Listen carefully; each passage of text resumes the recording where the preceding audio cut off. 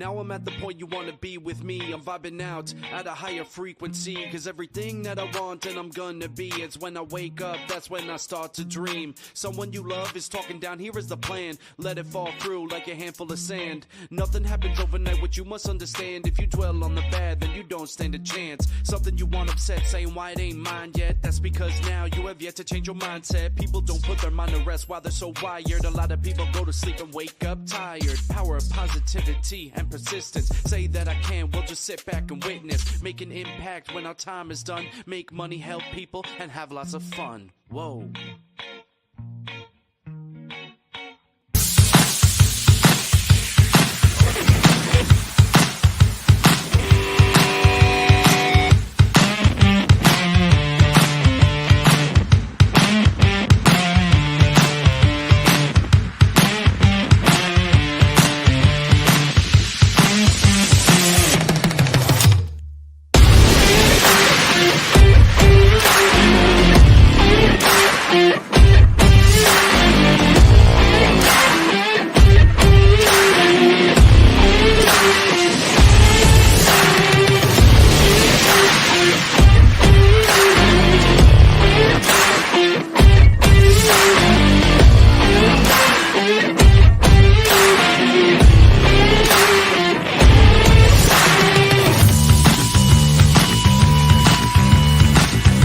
Welcome to Office Hours, hosted by legendary sports executive, entrepreneur, and investor David Meltzer, where the brightest entrepreneurial minds in business, sports, and entertainment get together to talk about success, failure, and everything in between. And that's where success is, in that gray area, finding ways to create innovation. While you're feeling the sting of your setback, God is preparing your comeback. Take a deep dive into the mind of some of the world's most impactful guests. You know, what would you advise either your younger self or what would you advise to somebody else going through it? And I would very much advise people to go straight into the thing that they know that they want to do. Action is the antidote to anxiety, right? So what actions can I take over market anxieties and anxiety I have over things I can't control? To share their strategies and tools to dominate their respective fields. Whatever it is you're trying to heal from, you can't fully heal from it if you're not all the way in.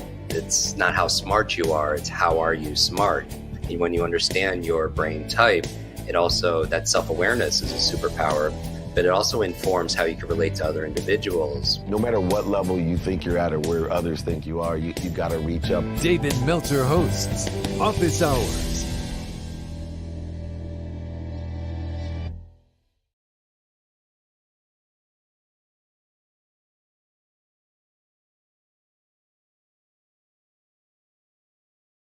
To, of course, the best bourbon community and clubhouse, which is the Breakfast with Champions.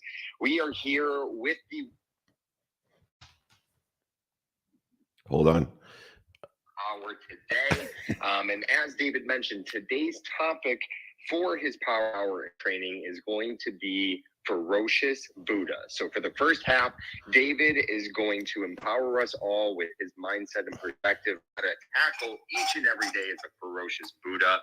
And then the second half, we will open things up for Q&A. So as we are going this Power Hour in training and you start to think of those questions, please use the hand icon in the lower right-hand corner of your screen to request to join the stage. And we will, of course, aim to bring you up. And if you are already on stage and have a question for David, please make sure to notate in the room chat. So, of course, I can pass the mic along to you.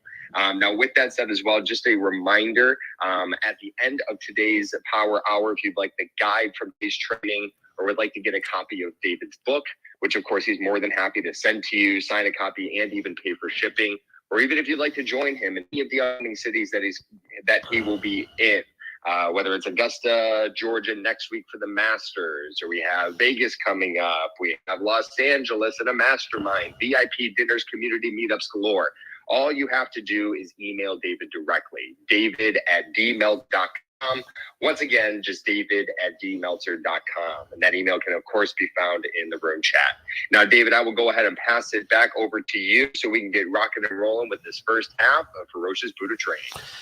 Yeah, so this is the Ferocious Buddha Training, and I will tell you, the cities I'm actually on mute here on Clubhouse. There we go. I was going to say the actual cities we're going to be in, just to make it more clear.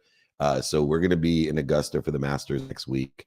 We'll be at SoFi for a mastermind in Los Angeles. We'll be in Salt Lake City as well. We will be Las Vegas as well. And we are booked here the next 2.5 weeks, 200 cities. So if you'd like to be alerted where we are as well, our text number is 949-298-2905. All right, let's get going. This idea of the ferocious Buddha is the answer to half the questions I get asked. And it's a great recommendation. How do I detach from outcomes?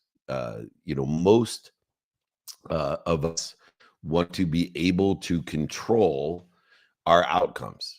We want to have some input in our outcomes. We want to have the results that we want when we want them. And this is a human impossibility. Now, what influence do we have on outcomes? Well, the outcomes that we get to experience in our lives have to, in order for us to feel as if we have control of those outcomes, we have to feel somehow that those outcomes are for our better life, our better purpose, to put us in a better place, a better position. And in order to believe that, you have to have faith. And so the first thing about being a ferocious Buddha is you have to live in faith. You have to have faith that you do not understand outcomes. You do not know what they mean. You cannot see how outcomes today are for your better life. And in order to be a ferocious Buddha, you have to detach from your outcomes on the sense of faith. You can have goals and objectives and all these other trajectories, but you have to realize that regardless of the attention that you pay for what you want and the intention of what you do and say and feel and believe, that the outcomes that occur today are for your betterment. And that's what faith is. Faith is that I do not understand how blank is for my betterment, to put me in a better place, a better situation. I don't understand how that could be. Well, in order to do so, to have that control, number one, to be a ferocious Buddha, you have to live in faith, whether it's spiritual faith, religious faith, philosophical faith, theoretical faith, but you have to believe that there is something bigger than you that loves you more than your mom. And although you don't understand or know how blank could actually help you get to where you want to be or better, in order to do that, there is no other way other than having faith. And so if you don't have faith, if you don't believe in something bigger than you that loves you, protects you, and promotes you more than your mom, ask yourself, what do I believe? What do I believe that's the indicator of the lessons that I learned? That is the inspiration of what I do, say, think, feel, and believe. What do I believe that is not faith? What is it? Is it better than thinking that there's something bigger than you, an omniscient, all-powerful, all-knowing, unified system that is protecting, promoting, and loving me? And so I want to reiterate, which, by the way, is something that is annoying to be so repetitive. And, the two things that stop us from being good teachers, mentors, coaches, good parents, is that in order to be a good teacher, mentor, or coach, in order to be a good parent, you have to do two things that are annoying, right? You have to, one, tell the truth about the situation, expertise, or topic, and two, which is really annoying to whether you do it to yourself or to others. But even more importantly, you have to be repetitive ad nauseam, because that's the way human consciousness learns those lessons that indicate that you have a better place to be. So this faith that there's something bigger than you is the first thing you need to have in order to be a ferocious Buddha, in order to detach from the outcomes that you think you want. Instead, have faith that all outcomes of today are promoting, protecting, and loving you, pushing you towards something bigger and better. And the faster you find the light, the love, and the lessons and the outcome that you don't understand or know, the greater the acceleration and exponentiality of those outcomes will be. And so, indicated within being a ferocious Buddha, you have to have faith.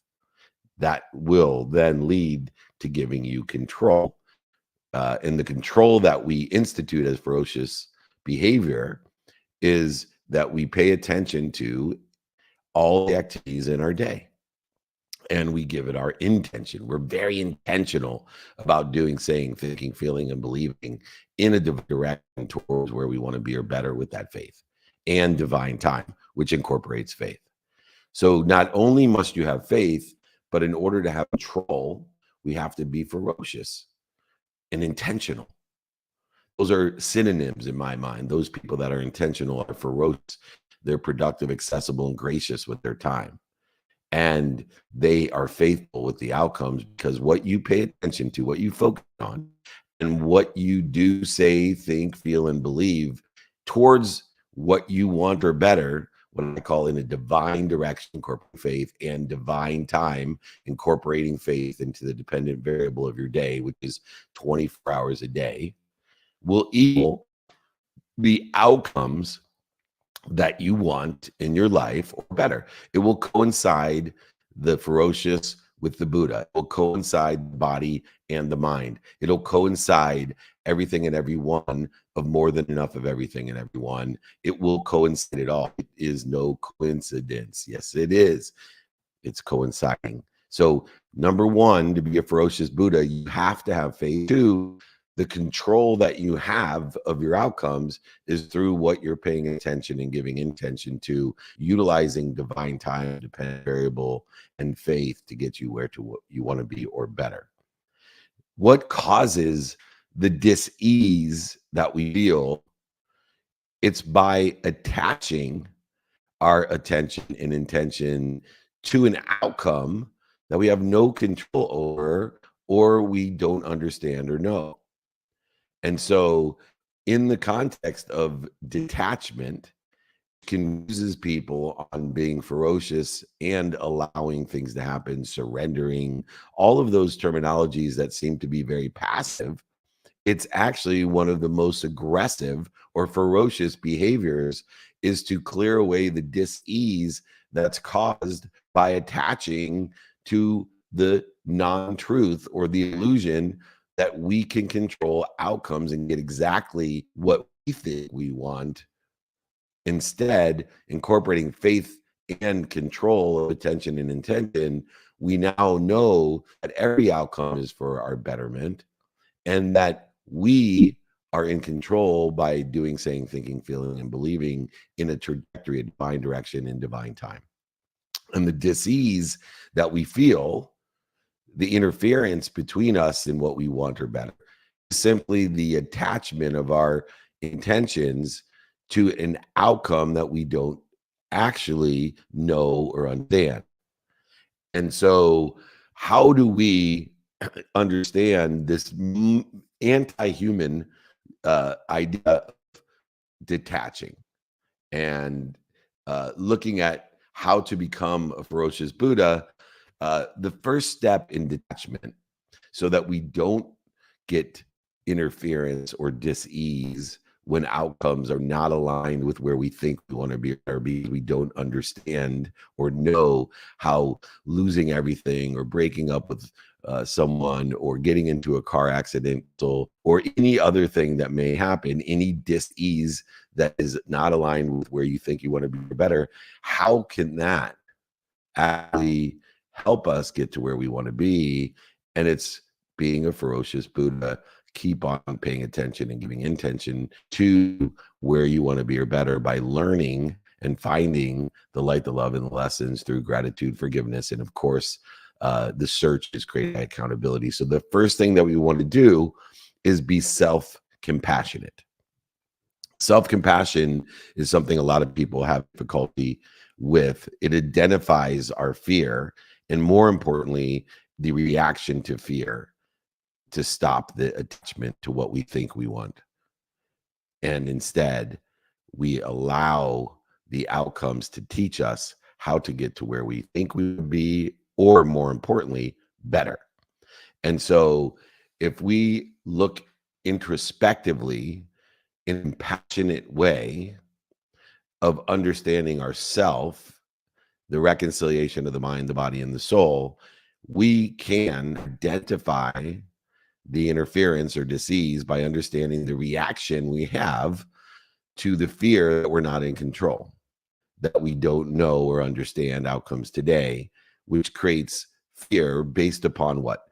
Traumas of the past, including past lives and traumas that we have genetically or energetically inherited. And so self-compassion is a very important component of being a ferocious Buddha.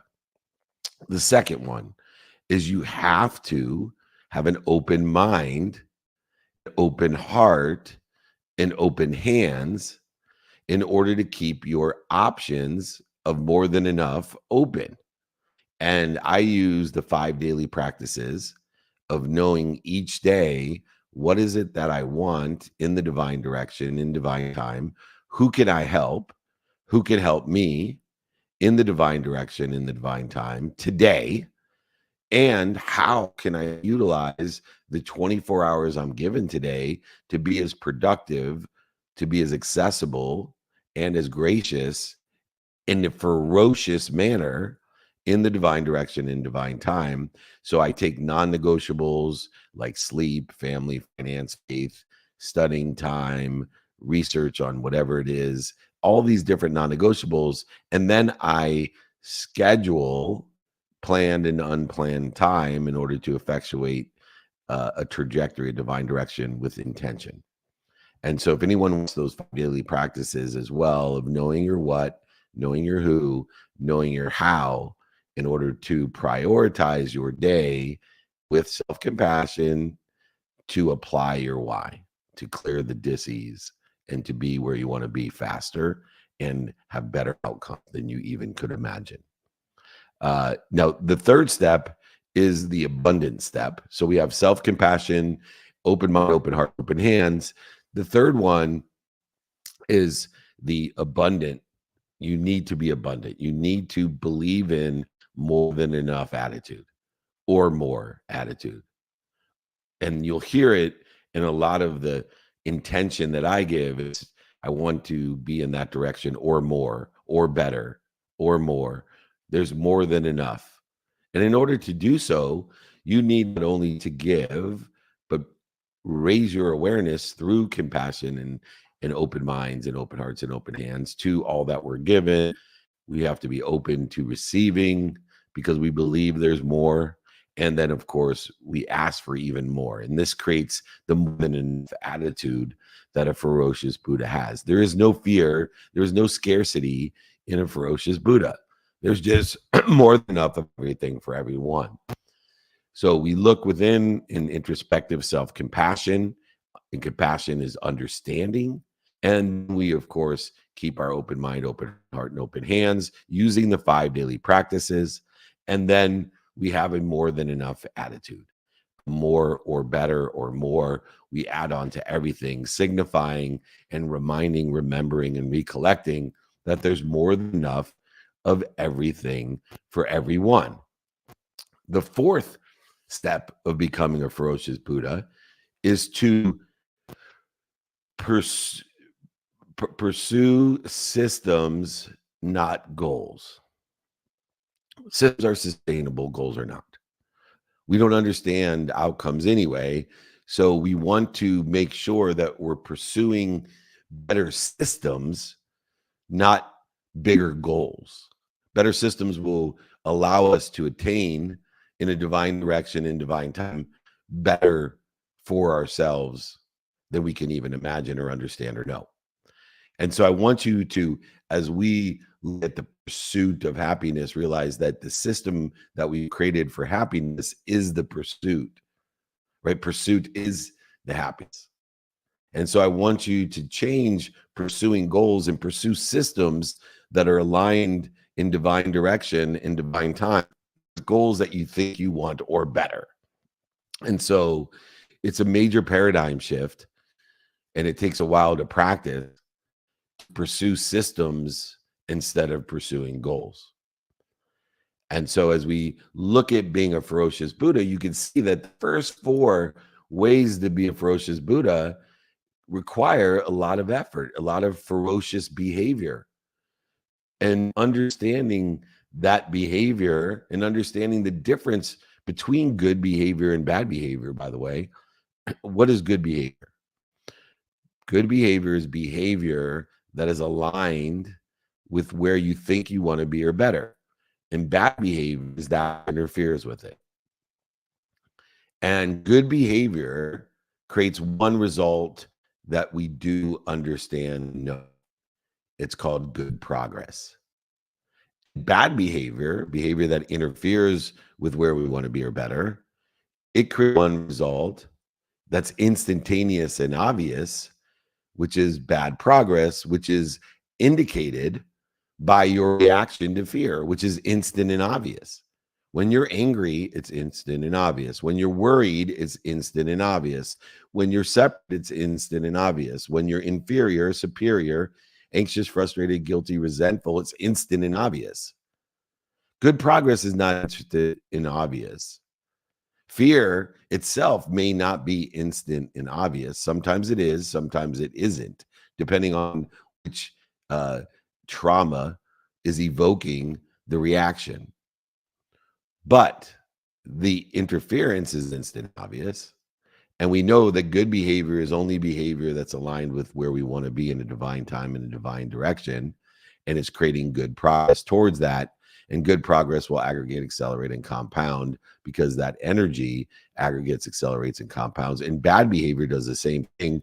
So let's focus in on pursuing the systems that create that progress, not attaching our emotions to goals. The systems itself inherently will have goals because the systems are built in a trajectory, in a divine action, what you think you want or better.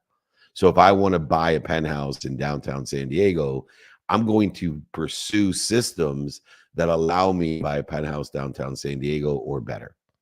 And I'm going to learn from the interference or dis-ease as it is presented in an instant and obvious way, called our reaction to fear, which is anxiety, frustration, depression, separation, inferiority, superiority, worry, guilt, anger, all those things.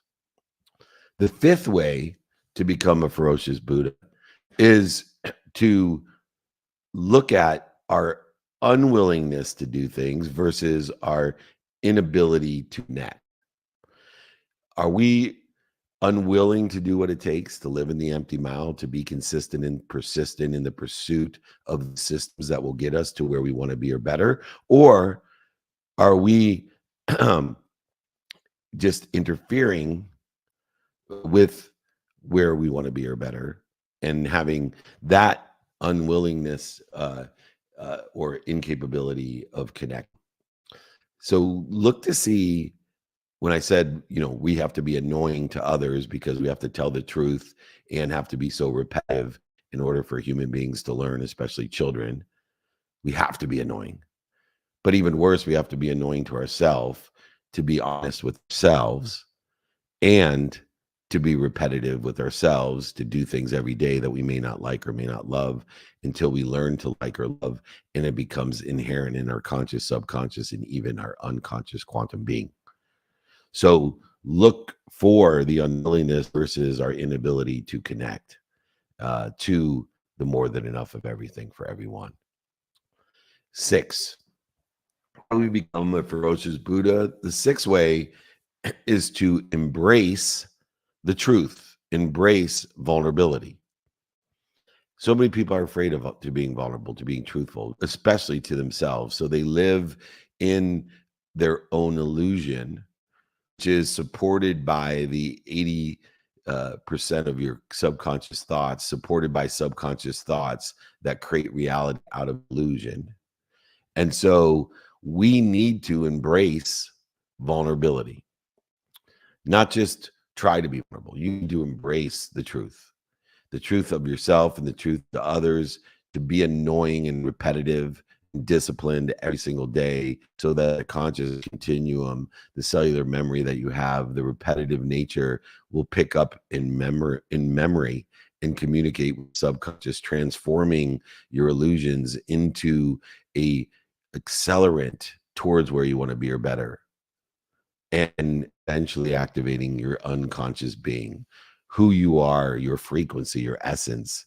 And the only way to do that, to be a ferocious Buddha, you have to embrace vulnerability. You have to elevate the dummy tax that you've paid, because everybody else has paid it as well. It will bond you into the unified system of thought that we all belong to. You will realize there is only one self. There's not two. There's no separation of the mind, the body, and the spirit. There's simply one self. And in order to effectuate the mind, which is streaming information at all times, and you are creating buffering of that information with the dis-ease of being or not being. Embrace vulnerability of what you want to become. Embrace vulnerability in order to become what you want to become, or better. The seventh way that we become a ferocious Buddha is to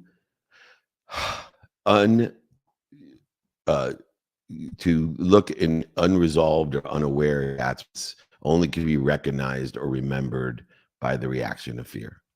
So we have to realize that in order to be ferocious Buddha, to utilize our free will to move in a divine direction of where we want to be or better in divine time, that we have to remember that there are unresolved, or we are unaware of outcomes, and we are unaware of the dis-ease between us and the outcomes that we want or better. And understanding the dis-ease will help us in order to elevate our awareness to what it is that's unresolved or that we're unaware of. I will repeat that human beings are incapable of understanding outcomes. If we are incapable of understanding or knowing outcomes, then why do we attach to them?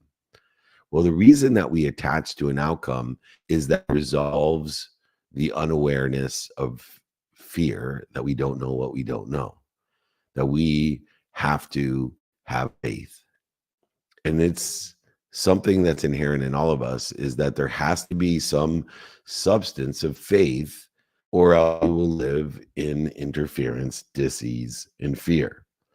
And so looking at the unresolved or unaware attachments that we have, that can be indicated by fear or the reaction of fear, then if we work and practice on that, then we can create that Buddha side, that Zen side of being in control by not being in control.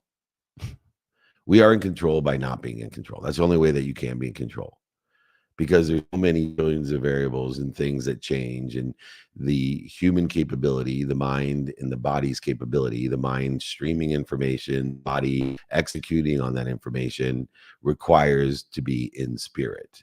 And if you are required to be in spirit, inspired, then you have to have faith, which is why faith is the number one thing to be a ferocious Buddha. This doesn't work. All 7 of those criteria to be a ferocious Buddha requires you to have faith. Now, we'll finish up here in the last minute with some tips on dissipating attachment. You'll never dissolve it. You'll never dissolve fear. You'll never dissolve the fear that you're not in control, but you can dissipate that. So one is the difference between capitulation, which is active faith, and surrender, which is actually passive quitting. I want you to capitulate what you want, not surrender to the outcomes. I want you to capitulate in active faith the idea of I am going to end up somewhere better because of the outcomes that I experienced today. 2, life is as it actually is, not how you or others think it should be. That's how we dissipate the interference or dissipate our attachment, is remind ourselves when outcomes occur that we don't understand or know, my life is actually as it is for the betterment of everyone in an abundant, unified system of thought, not how you or others think it should be. That has nothing to do with being a ferocious Buddha or where you want to be or better. And finally, life unfolds in a divine direction and divine time. Reiterating, reminding, recollecting, remembering that you must have faith to be a ferocious Buddha. You must be extremely ferocious in the 7 activities in order to effectuate the outcomes that you want or better. But that is capitulation of outcomes, not surrendering. You are not in control. Our control is over the divine direction and divine time by paying attention, giving intention to what we want, by using the 7 ways to be ferocious and to allow the better outcomes to occur with self-compassion, open mind, open heart, and open hands, an abundant attitude of more than enough, being able to pursue systems, not goals, looking at unwillingness versus the inability to connect, embracing vulnerability, and understanding the unresolved or our lack of awareness to the attachments that can be recognized, remembered, or recollected. Utilize these 7 steps and the 3 tips in order to detach or dissipate detachment of outcomes, and you will, with faith and wisdom, be a ferocious Buddha.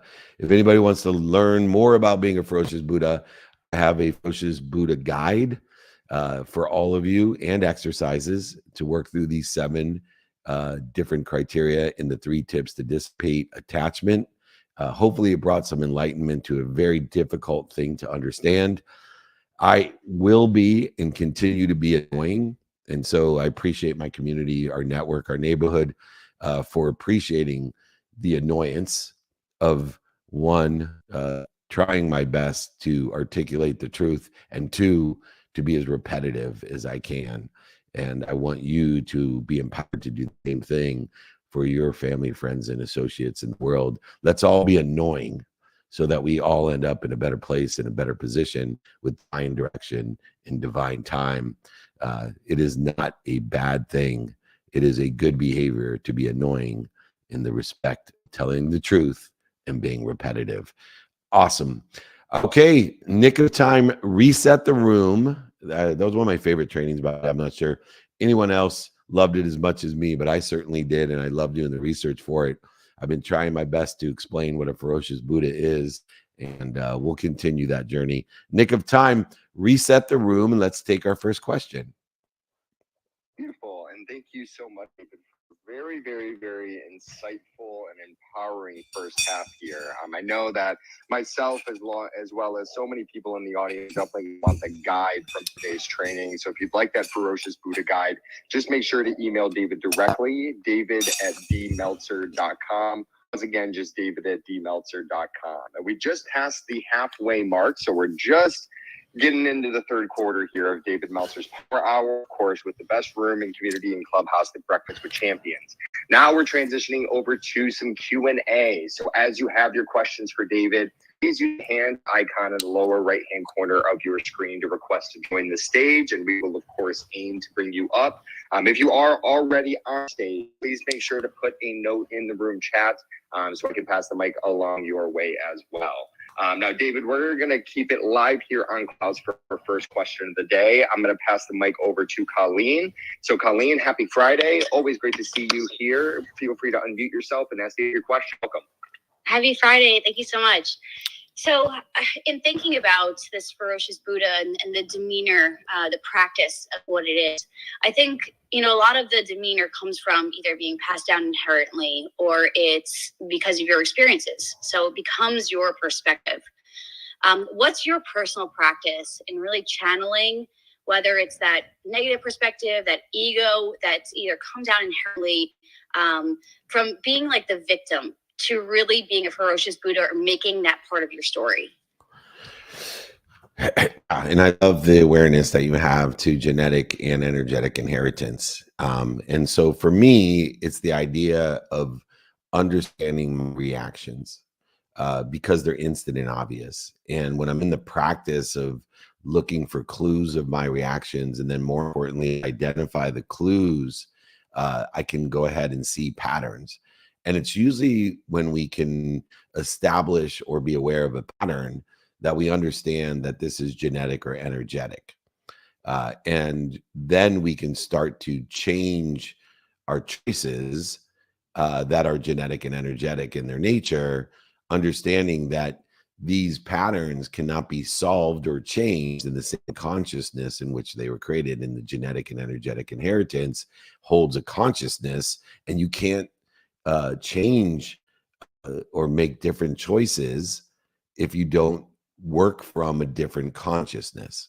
And so one is to look for the clues of when you're angry, upset, separate, inferior, superior, anxious, frustrated, you have a need to be right, offended, guilty, resentful, whatever it is. Look for those clues and then start seeing what patterns exist. And when you see those patterns, most likely if it's a pattern, it's genetic and energetic in nature. It's quantum in your being. It's coded into your hard drive. And so you are interpreting the illusions of the stream that comes through your mind, and the interference or the buffering that's occurred by the fear is only dissipating and dissolving the acceleration or the access that you have to this unbelievable, omniscient, all-powerful information source of whatever source it is for you, religious, philosophical, theoretical, or spiritual. It doesn't matter.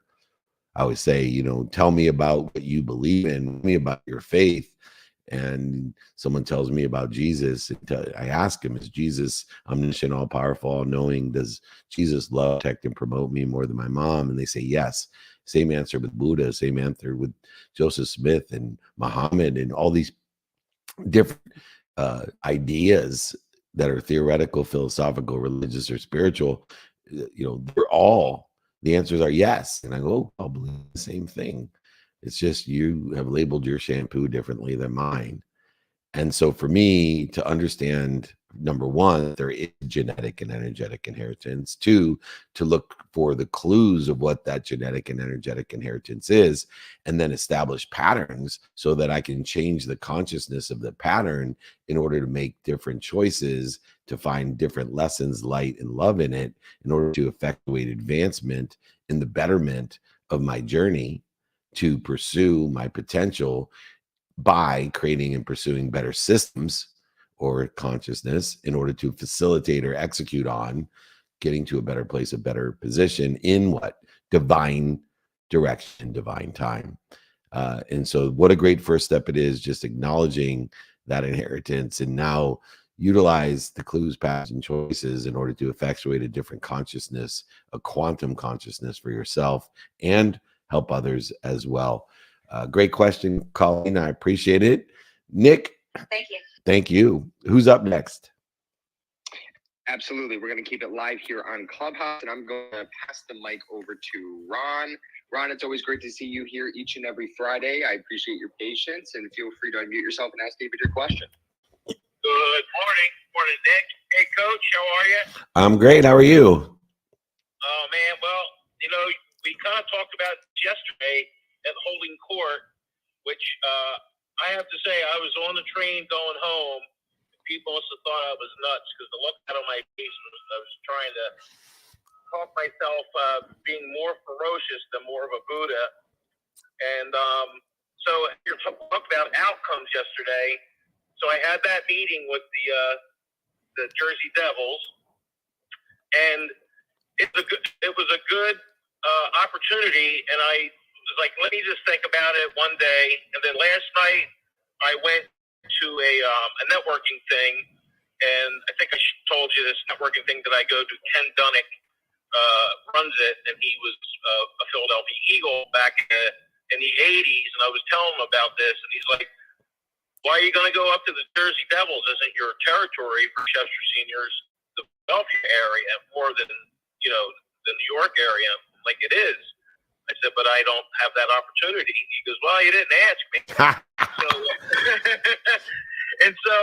Well, I am going over to the Comcast Center today to meet with some people that the Philadelphia Flyers have this same kind of opportunity with marketing for them. But even better, Coach, I asked the guy yesterday from the Jersey Devils, can I put in my nonprofit with Chester Seniors? And he's like, we really don't do that. I'm like, that's a bummer because, that's where my heart is right now. And so the person I'm going to go meet now, I'm driving over the bridge as I'm talking to you to the Comcast Center. They are more interested in the nonprofit and how it can help the community in Southern New Jersey and Philadelphia. And it's free. Not just these people from the Jersey Devils wanted $7,000, which I was like, oh boy. And so if I just didn't go yesterday to holding court, but you just lit a fire under my ass yesterday. And I was listening to you yesterday, and I was more of a Buddha than the ferocious part, and worrying about the outcomes. So again, I think I'm your most annoying client, your most annoying student. So thank you for that, Coach. Well, just remember that the New Jersey Devils are part of Harris Blitzer, and Harris Blitzer owns the 76ers as well. So as you establish a relationship there in Philadelphia with team, other teams love to do what other teams in the area are doing as well. And so you may, while you were there, ask, who do you know over at the Sixers as well? And okay. And then we can circle back with Jake Reynolds at Harris Blitzer in order to facilitate, as you're learning more, how exactly they do work, what they do like, what they don't like, and then say, hey, would it help you if I did this? Or would it help you if I did this? Or as you should have said with the Devils, even, hey, do you know anyone that can help me? I'm mostly in Philadelphia and South Jersey. Oh, yeah, we own, the Sixers as well. So there's so many different layers. And in order to get to those layers, speaking of you being the most annoying of my clients, which you're not, and I mean, over 100,000 people registered for this training today. So you can imagine how many annoying people there are.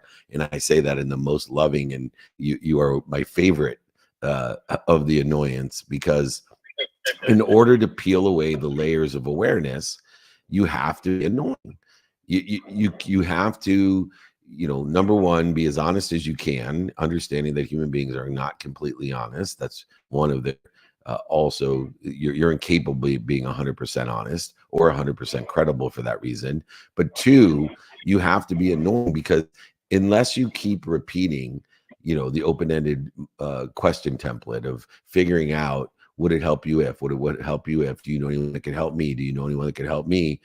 That is being ferocious and annoying, because that's how you get to a new layer of understanding. Oh, I didn't know Harris Blitzer was actually who owned the Devils. Oh, I didn't know Harris Blitzer also owned the Sixers. Oh, I didn't know that the Sixers have different criteria in different programs, and that you would be glad, though I don't have $7,000 to be able to implement a Harris Blitzer type of opportunity in order to effectuate, the groceries for grandparents or whatever else it is that's aligned with understanding what Harris Blitzer does, understanding what the two teams do. And I'm telling this as you go in, because you got to get to the value quantification, which is only determined by how do I give the team more of what they like and take away what they don't like.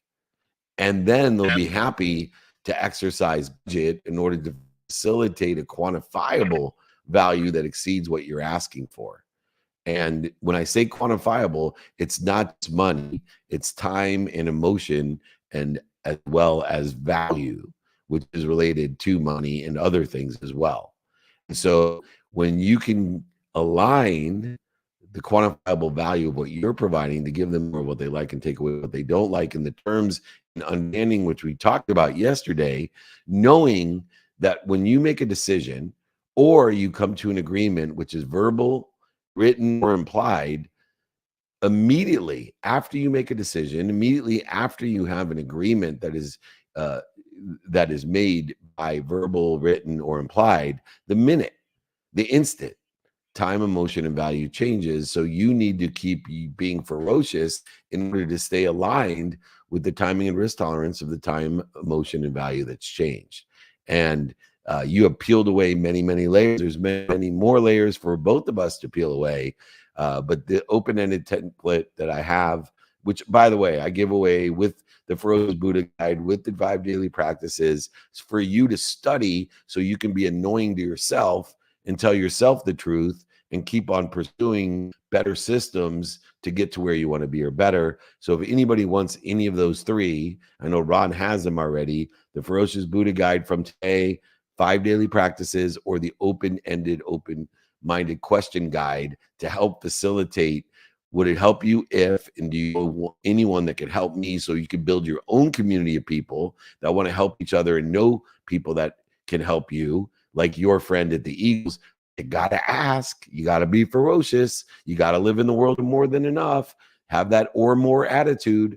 Ron is a super friend. He took the train in for holding court in New York City. We're going to be in so many other cities doing meetups, holding courts, VIP dinners, masterminds. We'll be in Augusta, Georgia next week at the Masters, doing all of the above with John Daly and Josh Allen and Josh Miranda, and many, many more. We're going to be at SoFi. We're going to be in Salt Lake City. We're going to be in Las Vegas. So if you're around any of those areas, or you want to train in, plan in, or automobile in, or walk in, I don't care. Just reach out to us for the guides and the meetups, the holding courts, the masterminds, the dinner, etc.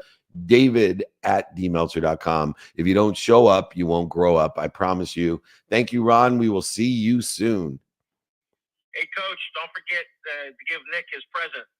I got his present. It's in my wife's bag, and I'm going to see him in about 1 hour and 13 minutes. We're going up to SoFi with Paul Rabel, the hero of lacrosse, Bucky O'Neill. We got a big day at SoFi today, and we are blessed. But I have the gifts that you gave me, and thank you again for those gifts, Ron. I appreciate it.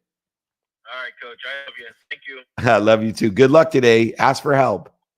I definitely will, and I'll let you know. Awesome.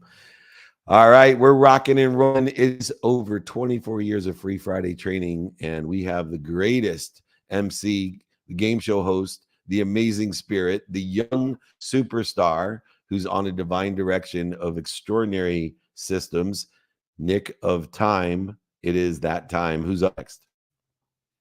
Let's keep it rocking and rolling. And Ron, I will be giving you a hug next time that we are back in person on the East Coast. Of course, send an immense amount of gratitude in the meantime, always to you. And David, we'll keep this train rocking and rolling here live on Clubhouse. I'm going to pass it over to Hatul, the next question, and then we'll go to Monica. So Hatul, feel free to unmute yourself and ask David your question. Thank you so much. Thank you, Nick. Happy Friday, everyone. Dave, I hope you're well and blessed. Your eyes open, so you're blessed with another 24 hours. My question is around systems. So when you said that got me. How can systems seems like almost like putting in guarantees or near guarantees. Could you tell us a bit more about how we can put in systems to maximize the chances of our success in the direction of what we want? So in order to develop systems, it's a practice for progress. In order to develop systems so you practice, progress in the good divine direction or with divine time, those systems are created for me. And what I teach is like 3 lenses to create those systems, the progress and practice that it takes in order to effectuate where we want to be or better. And the first lens is productivity. So we have to have tools like the 5 daily practices, student in the calendar, the 3-no rule, a go, no go plan, whatever it is, all those are available for everyone. But you can have your own, and there's many people that have ones that'll resonate with you, but you have to have a lens of productivity. And falling in the context of pursuit, you need to be as productive as you can, pursuing the practice, the progress, the systems in order to effectuate better goals and better places to be and better people to be with, etc. The second lens in order to develop systems for practice and progress is the lens of accessibility. So we have to create a pursuit with a lens of accessibility of how accessible am I and how am I receiving? How am I accessing what I want?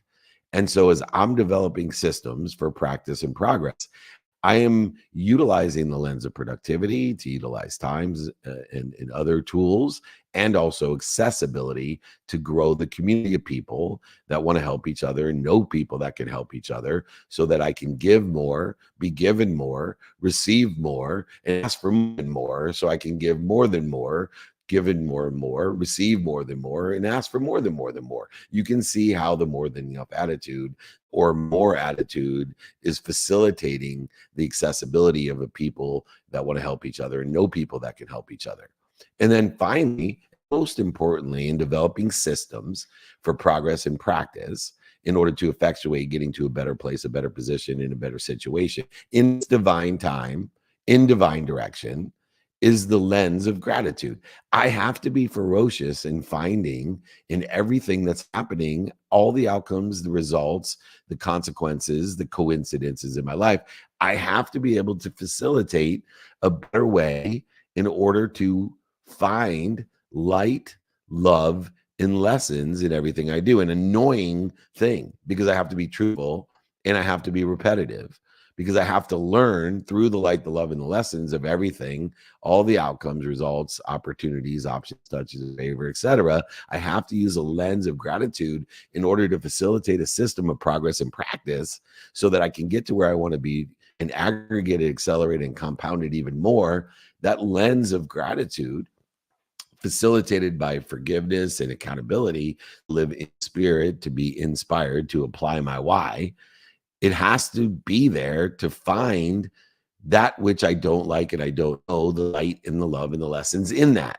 Because if you learn to love what you do, if you learn to love what you don't do, if you learn to love what you don't like to do, if you learn to love what you don't love to do or what other people don't, and you do it consistently with annoyance, and you do it persistently every single day without quit, life will tell you all its secrets. It'll give you its cheat codes. Life will get easy. It will dissipate the dis-easy. It will dissipate the attachment to that which you can't control, which the outcomes that you want exactly as you want them when you want them. It ain't happening. And that's why we utilize faith and wisdom in order to get us there. And that's how we build these systems of practice and progress, through lenses of productivity, accessibility, and gratitude. Great question. Good tool. Get tools. High tool. That's what he is. Those are the tools that you use with those lenses. You can create these systems, my friend. You'll accept, aggregate, and compound. Those outcomes are better that you want in your life. All right, Nick of time. We got 8 minutes of Funky Fresh left. Nick, warm it up. I'm about to, baby. And I know Monica's going to follow suit with an incredible question. So, Monica, I will pass the mic to you for your question, and then we will head over to Eric. So, Monica, feel free to unmute yourself and ask away. Hey, good morning. And thank you so much. I was at your meeting yesterday, and it was phenomenal. And I just want to share that when you said that about being annoying and always showing up and asking for what you want, I've been that way. And and I started to question whether that was a good thing or not. But yesterday I realized I have to keep doing that. It's really uncomfortable. But the more that I just keep following my guidance, I'm like, yeah, I'm just going to go shop and see what happens. And I meet people that are amazing, because I meet people that are aligned with you and your purpose. And so the question I really have is, when we are holding ourselves back, thinking that, oh, I don't deserve to be in that group, or I don't know anything about investments, or, whatever is holding us back, how do we disrupt that? Because I think a lot of people get stuck with, I don't know what I would do if I were in that group. Well, yeah, So I just want you to know it worked for me. Oh, well, thank you. And great to see you as well. We had quite a showing there. They almost kicked us out of the Westin. And I learned so much from the the holding court structure is different than the meetup structure. And there's a lot of great feedback. I do want to give a big shout out, by the way, Nick, my cousin, Howard Cash, who is an extraordinary scientist and helped facilitate identifying through DNA, by the way, aligned with my beliefs in the quantum being, all the different victims in 9/11. And he has an extraordinary genetic identifier and coding company. But he's with my Uncle Eli and my Aunt Susie. And I think it's the first time they've ever been. I've been doing these trainings for over 24 years, but with over 100,000 people registered for training today, I want to big a shout out. My Uncle Eli just had his birthday, and I hope when I am his age, the backside of the 80s, that I look, feel, and more importantly, am as sharp as he is. So he's one of my heroes. If you haven't read my book, my Uncle Eli and Aunt Susie are in there. So big shout out, Monica. Here's one of the things I want people to think about. I'm a big Napoleon Hill fan, and there's a saying, right? We are the aggregate of the 5 people we spend the most time with, which is true. Where we can improve upon, progress, is that if you distinguish, as you have, this was an investment type thing. A lot of people are talking about investments. If we look at things in a different manner by subject matter, topic, or expertise, we need to first determine in that understanding of we will be the aggregate of the 5 people we surround ourselves with most pertaining to the subject matter, topic, or expertise. Instead of in generality, we are an aggregate of the 5 people we spend the most time with. I think we are better off. And the reason I think so is if you take into consideration topic, subject matter, expertise, then can determine those 5 people that we want to hang around with by our participation in the perception in the subject matter, topic, or expertise. What do I mean by that? That if I am not that good at the subject, topic, or expertise, I want to be the 6th man on a team. I want to find 5 people better than me to help elevate me, because I'll be the aggregate of those 5. But I also am part of a community that wants to give back, to help each other and know people that can help each other. If I have, like you do, a subject matter or topic or expertise, for example, with the Course in Miracles, and you are comparatively an expert in this topic or subject matter comparatively to investments, then instead of being a 6th man on the Course in Miracles team, then you should be a point guard. Then you should be the team captain, and you should be one of the 5 people that your team is aggregating with as well. And so I want people to think about the benefit of not just surrounding yourself with the right people, the right ideas, but determining what participation you're going to have in that perception, and be very intentional about whether you want to be a 6th man or a point guard on that team. And when we start to be more specific and intentional about where we want to be or better, by utilizing that community, that network, that frequency of people that want to help each other and know people that can help each other, in that logo, that iconic reaching one hand up, asking for help, having people pulling up chairs of opportunities and options and touches of favor for you, and also a hand reaching down to pull up a chair next to you. Go ahead and distinguish what teams you want to be on or are on by subject matter, topic, or expertise. Don't let it deter from you being the 6th man, and don't let it deter you from being the point guard. I promise you, everyone will benefit, and you still can be the aggregate of the 5 people that you surround yourself most with, according to subject matter, topic, or expertise. Nick of time. We have a nick of time left. So I think, let me just answer a quick question online because we only have 2 minutes and I can control the time that way. Thanks for the 9/11 shout out. Thank you. It's Dr. Hope. I'm working with Lee Steinberg. Thank you, thank you, thank you. Oh, Lee Steinberg, one of my mentors, obviously, blessing to be CEO of Lee Steinberg Sports and Entertainment for years. And nobody that I've been around is unbelievable genius and a bigger heart and a kinder person than Lee Steinberg. And someday they will induct him in the Hall of Fame.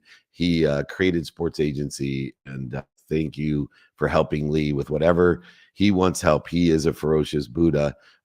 Moreover, Nick, you know what? We don't have time, but please join us. We're every day. Bring your questions. Please join me in person on the phone, via email, via social media. We're going to be at the Masters next week with John Daly, Josh Allen from the Bills, Josh Miranda. Come and join us. We got so much going on there. We'll be at SoFi as well. We got a great mastermind meetups, holding court at SoFi Stadium. We're going to be in Utah as well. So come and join us there. We're going to be in Las Vegas. We got finishing up season 6 of Office Hours, which is playing everywhere. So you can join us. If you want the guide from today, it's david@dmeltzer.com. If you need a system to alert us where our community is going to be, then just get our text community. It'll I use it for myself because I can't remember. I know Nick can't remember either. So 949-298-2905. Write it down. 949-298-2905. We're scheduled in 200 cities this year. We are here to be of service or value. Your frequency is your neighborhood. Learn your essence, utilize and be annoying to yourself and others by telling the truth the best you can and being repetitive. I promise you it'll benefit us all. We're here, speaking of repetitive, every Friday. I want to thank Ramon, Glenn Lundy, Scott Simon. Everybody check out their event. It's going to be amazing on April, and I'm going to say 19th, but I could be wrong. But check them out. Email me if you want the Ferocious Buddha, the 5 daily practices, my book, my guides, exercises. They're all free. If it's free, it's me. Please email me, david@dmeltzer.com. Nick of time, close out the room. Thank you so much, David. Thank you, everyone. What a blessing being a Ferocious Buddha is. We have tons of Ferocious Buddha gear. If you want to remember, and we collect with being ferocious. Go ahead, get the exercise, practice, progress, focus in on those systems. We'd love to have you. Email me, david@dmeltzer.com. Remember, most importantly, be more interested than interesting. Be kind to your future self and do good deeds. We'll see you later.